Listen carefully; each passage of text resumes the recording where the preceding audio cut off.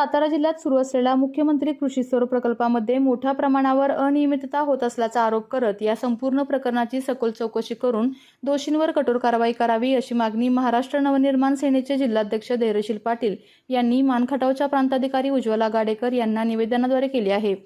निवेदनानुसार विविध ठिकाणी सौर प्रकल्पांतर्गत piling, civil work, compound wall, electrical कामे आणि सोलर पॅनल बसवण्याची कामे मेघा इंजिनिअरिंग इन्फ्रा लिमिटेड या कंपनीकडून सातारा जिल्ह्यात मोठ्या प्रमाणावर सुरू आहेत। मात्र या कामांमध्ये आवश्यक तांत्रिक बाबी, कायदेशीर अटी व अनिवार्य परवानग्यांचे पालन होत नसल्याचा आरोप देखील मनसेने केला आहे।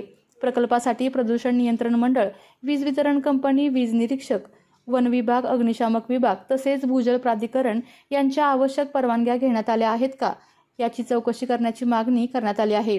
काही प्रकल्प गायरान जमिनीवर उभारले जात असल्याची माहिती देखील समोर येत असून त्यासाठी ग्रामसभेचा ठराव, ग्रामस्थांची संमती आणि शासन नियमानुसार भाडेपट्टा देण्यात आला आहे का याचीही पडताळणी करावी असे देखील निवेदनात नमूद करण्यात आले आहे।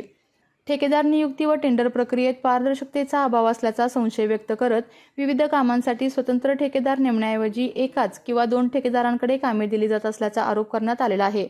त्यामुळे टेंडरिंग प्रक्रिया, वर्क ऑर्डर आणि संबंधित कागदपत्रांची सखोल चौकशी व्हावी अशी देखील मागणी करण्यात आली आहे।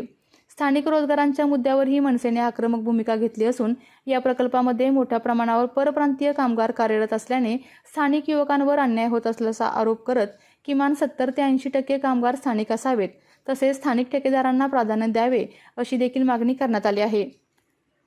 आपल्या तालुक्यातील जिल्ह्यातील बातम्या सर्वप्रथम पाहण्यासाठी आजच सातारा न्यूजला YouTube चॅनलवर सबस्क्राइब करा, लाईक करा, शेअर करा आणि बेल आयकॉन प्रेस करायला विसरू नका।